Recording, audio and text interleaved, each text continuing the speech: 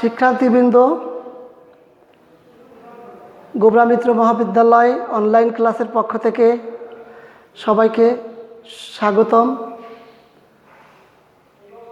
আমি আবু সেলিম শিকদার,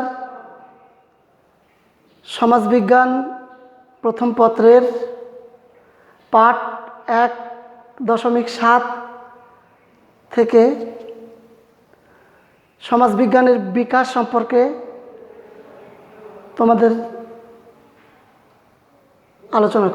তোমাদেরকে নিয়ে আলোচনা করব। সমাজবিজ্ঞান মূলত একটি সামাজিক বিজ্ঞান। সমাজ সৃষ্টির পর থেকেই সমাজ এর উন্নতির লক্ষ্যে চিন্তা ভাবনা শুরু হয়। সমাজকে কিভাবে আরও বেশি সুন্দর করা যায়, আরও বেশি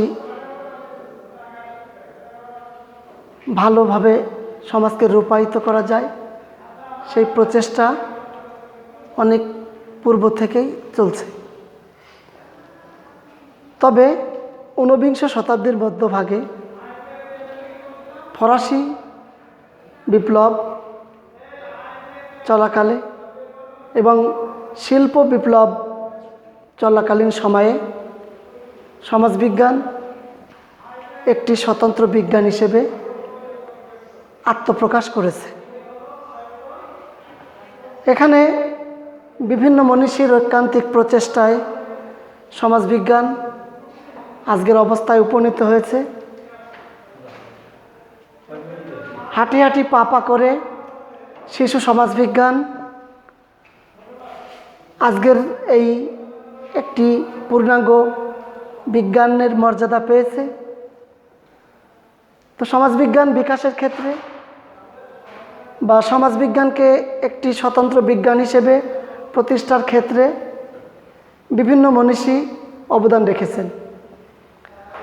তো এই মনীষীগণ তাদের লেখনীর মাধ্যমে, তাদের বক্তব্যের মাধ্যমে, তাদের তত্ত্বের মাধ্যমে সমাজবিজ্ঞানকে স্বতন্ত্র বিজ্ঞান হিসেবে মর্যাদা দিতে তারা সচেষ্ট হয়েছেন। তো আমরা দেখেছি যে প্লেটো, গ্রিক দার্শনিক প্লেটো, তার রিপাবলিক নামক একটি গ্রন্থ রচনা করেন, যেখানে তিনি আদর্শ সমাজ, বাস্তবভিত্তিক সমাজ, সমাজতাত্ত্বিক তত্ত্ব ও সমাজ মনস্তাত্ত্বিক তত্ত্ব প্রণয়ন করেন, যা সমাজ বিজ্ঞান বিকাশে সহায়ক শক্তি হিসেবে ভূমিকা পালন করে। এছাড়া প্লেটোর শিষ্য অ্যারিস্টটল তার পলিটিক্স নামক গ্রন্থে আরও সুন্দরভাবে আদর্শ সমাজের কাঠামো বিচার বিশ্লেষণ করেন। তিনি সমাজতাত্ত্বিক মতবাদ এবং সমাজতাত্ত্বিক তত্ত্বের ক্ষেত্রে আরও বেশি সুন্দরভাবে ব্যাখ্যা বিশ্লেষণ করেন। তাদের এই আলোচনা, তাদের এই বক্তব্য সমাজবিজ্ঞান বিকাশে খুব গুরুত্বপূর্ণ ভূমিকা রাখে। সমাজবিজ্ঞানকে একটি বিজ্ঞানের মর্যাদা দিতে গিয়ে তাদের যে আলোচনা, তাদের যে বক্তব্য, এটা খুবই সহায়ক শক্তি হিসেবে কাজ করে। এছাড়া আমরা আরও অন্যান্য মনীষীদের সম্পর্কে আলোচনা করব, যেমন ম্যাকিয়াভেলি, ইটালিয়ান চিন্তাবিদ। তিনি তার দি প্রিন্স নামক গ্রন্থে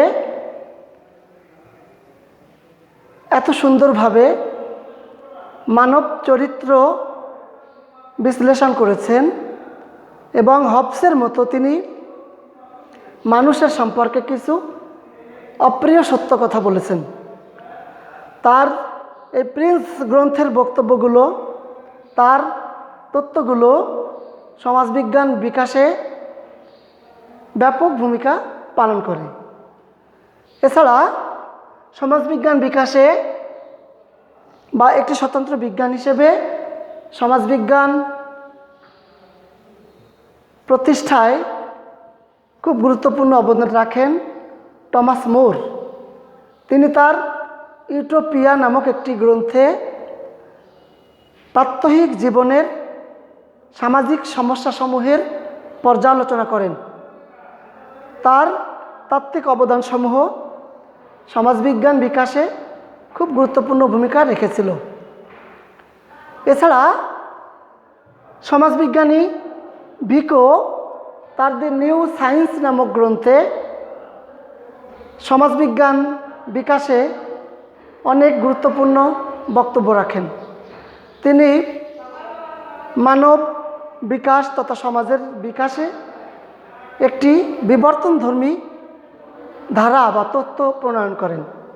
তিনি দেখেছেন যে 3টি ধারায় এই সমাজের বিকাশ লাভ হয়েছে। এছাড়া তার এই বিকাশের মধ্যে এখানে তিনি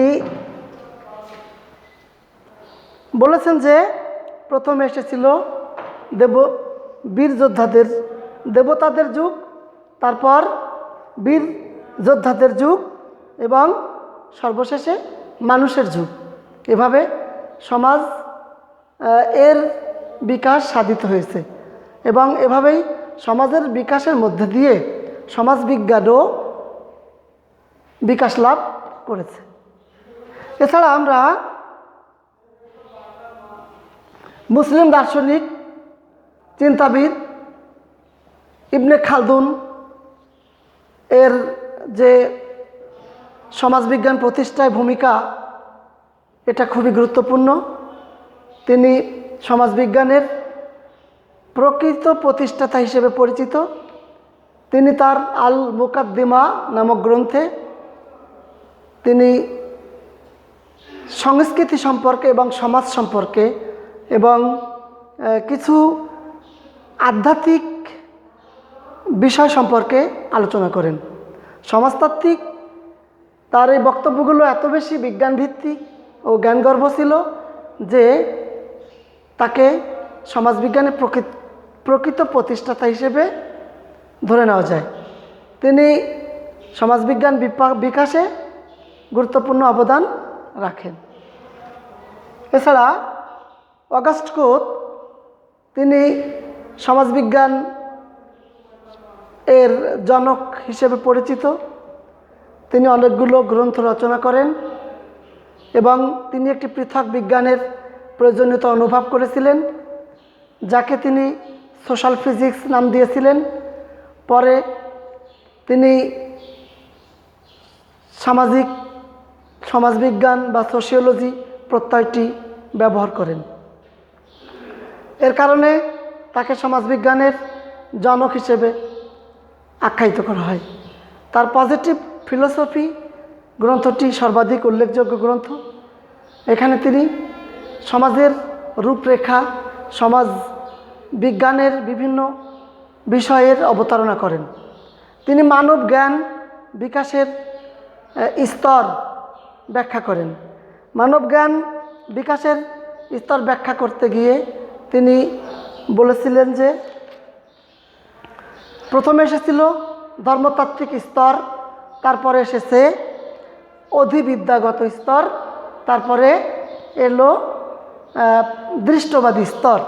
এভাবে মানব জ্ঞান বিকাশ লাভ করেছে। তার অনেক রচনা, অনেক তত্ত্ব, অনেক বক্তব্য সমাজবিজ্ঞান প্রতিষ্ঠায়, সমাজবিজ্ঞানকে একটি স্বতন্ত্র বিজ্ঞান হিসেবে প্রতিষ্ঠা করতে গিয়ে তার এই বক্তব্যগুলো খুবই গুরুত্বপূর্ণ ভূমিকা পালন করেছে। তো এছাড়া আমরা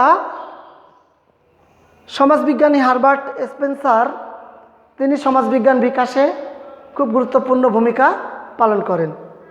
তিনি একজন বিবর্তনধর্মী সমাজবিজ্ঞানী, তিনি চার্লস ডারউইনকে অনুসরণ করতেন এবং তার ফার্স্ট প্রিন্সিপাল নামক গ্রন্থে তিনি সমাজ বিজ্ঞানের বিকাশ, সমাজের বিকাশ নিয়ে আলোচনা করেছেন, যা সমাজবিজ্ঞান বিকাশে ব্যাপক ভূমিকা রাখে। এছাড়া চার্লস ডারউইন তার অরিজিন অফ স্পিচ নামক গ্রন্থে জীবের একটি বিবর্তনের ধারাবাহিক তথ্য উপস্থাপন করেন। এছাড়া L.H. মর্গান তিনি তার অ্যানসিয়েন্ট সোসাইটি নামক গ্রন্থে পরিবার সম্পর্কে আলোচনা করেন, মানুষের উৎপত্তি ও মানুষের পরিবারের বিভিন্ন দিক এখানে তিনি তুলে ধরেন। যা হোক, আমরা সমাজবিজ্ঞান সৃষ্টির পর থেকে সমাজবিজ্ঞানের উন্নতির লক্ষ্যে বিভিন্ন মনীষী ঐকান্তিক প্রচেষ্টা চালিয়েছেন, আর যারই ফলশ্রুতিতে শিশু সমাজবিজ্ঞান হাঁটি হাঁটি পা পা করে আজকের পর্যায়ে উপনীত হয়েছে। তো আমরা যে সকল মনীষীদের অবদান আলোচনা করলাম, এছাড়াও আরও বেশ কিছু মনীষী বা সমাজবিজ্ঞানী সমাজবিজ্ঞান প্রতিষ্ঠায় অনন্য ভূমিকা পালন করেছেন বা সমাজবিজ্ঞান বিকাশের ক্ষেত্রে ব্যাপক অবদান রেখেছেন, যেমন Karl Marx, Sigmund Freud, E B Tylor, Emile Durkheim, Max Weber প্রমুখ সমাজবিজ্ঞানী। সবাই তারা তাদের স্ব দৃষ্টিকোণ থেকে, তাদের গ্রন্থের মাধ্যমে, তাদের লেখনীর মাধ্যমে, তাদের তথ্যের মাধ্যমে সমাজবিজ্ঞান প্রতিষ্ঠায় খুব গুরুত্বপূর্ণ অবদান রেখেছেন। তো যাই হোক, আমরা আজকে যে আলোচনাটা করলাম, সমাজবিজ্ঞান এর বিকাশ বা একটি স্বতন্ত্র বিজ্ঞান হিসেবে সমাজবিজ্ঞানের মর্যাদা, এ বিষয়ে নিঃসন্দেহে আমি আশাবাদী তোমরা সবাই বুঝেছ। করোনাকালীন পরিস্থিতিতে ঘরে বসে সবাই সেফ থাকবে, বই পড়বে এবং দেশের কল্যাণ কামনা করবে, এই আশাবাদ ব্যক্ত করে শেষ করছি। আল্লাহ হাফেজ।